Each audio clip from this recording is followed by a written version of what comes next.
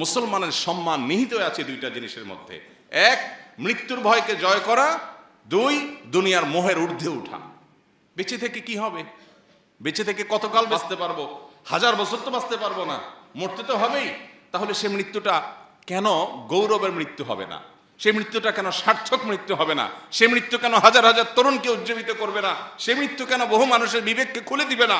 সে মৃত্যু কেন অন্যকে অনুপ্রাণিত করবে না? এই মৃত্যু কেমন মৃত্যু? যে মৃত্যু আমার একজন ভীরু মানুষের মতো মৃত্যু হবে। আমি পলায়ন পর হয়ে মৃত্যু কেন বরণ করব? এই মৃত্যুর ভিতরে কি সার্থকতা আছে? এই মৃত্যু তো সবাই বরণ করে। গরু ছাগলেরও তো মৃত্যু হয়। আমি মানুষ, আমি প্রাণী, আমি মুসলিম, আমি আল্লাহর নবীর উম্মত, আমি বড় বড় সাহাবীদের অনুসারী। অতএব আমার মৃত্যু তো অন্য 10 জনের মৃত্যু মতো হতে পারে না। আমি একজন আদর্শবাদী মুসলিম হতে হয়। আমার চোখে মুখে থাকবে দুনিয়া জয় করার স্বপ্ন, আমার চোখে মুখে থাকবে অন্যায়ের বিরুদ্ধে কথা বলার স্বপ্ন, মাজলুম মানুষের পক্ষে কথা বলার স্বপ্ন, অন্যায় অনাচারের বিরুদ্ধে কথা বলার স্বপ্ন। এটা যদি চোখে না থাকে, এই পুরুষত্বের দাম কি? এই মনুষ্যত্বের দাম কি? এই মুসলমানিত্বের দাম কি? এই তথাকথিত ঈমানের পরিচয় নামে অভিনয় করার দাম কি? আমরা গায়ে গতরে মুসলমান, দাবিতে মুসলমান, ইবাদতে আচারে মুসলমান, কিন্তু ভেতর থেকে মুসলমান হয়ে উঠতে পারিনি, ভেতর থেকে মুমিন হয়ে উঠতে পারিনি, আমার অন্তরকে মুসলমান বানাতে পারিনি, আমার নিজেকে ইমানদার বানাতে পারিনি। যদি পারতাম তাহলে মৃত্যু আমার সবচেয়ে প্রিয় জিনিস হতো, কারণ মৃত্যুর পরেই আমার জান্নাত অপেক্ষা করছে।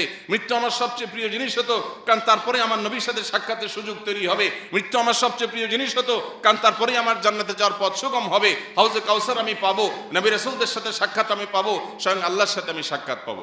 আল্লাহ আমাদের সবাইকে সেই জীবন লালন করার তৌফিক দান করুন। যুগে যুগে ওসমান হাদিরা ঘরে ঘরে জন্মায় না, ওসমান হাদিরা জেলায় জেলায় জন্মায় না, প্রতি বছর জন্মায় না, কিন্তু এরা আমাদের যুবকদের জন্য শিক্ষা, আমাদের সবার জন্য শিক্ষা, অনুপ্রেরণা। কিভাবে ক্ষুদ্র গণ্ডির ঊর্ধ্বে উঠতে হয়, কিভাবে ক্ষুদ্র চিন্তার বাইরে যেতে হয়, কিভাবে ভয়ের কালচারাল সংস্কৃতির দেয়ালকে, প্রাচীরকে ভেঙে দিতে হয়, এটা শেখানোর মতো মানুষ ঘরে ঘরে হয় না।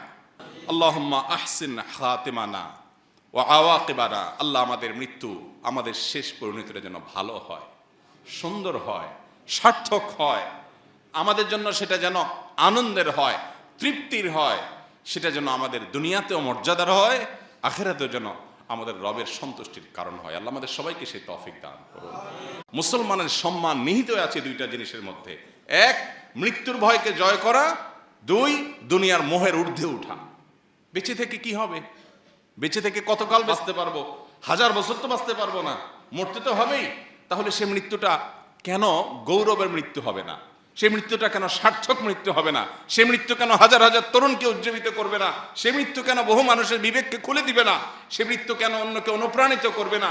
এই মৃত্যু কেমন মৃত্যু?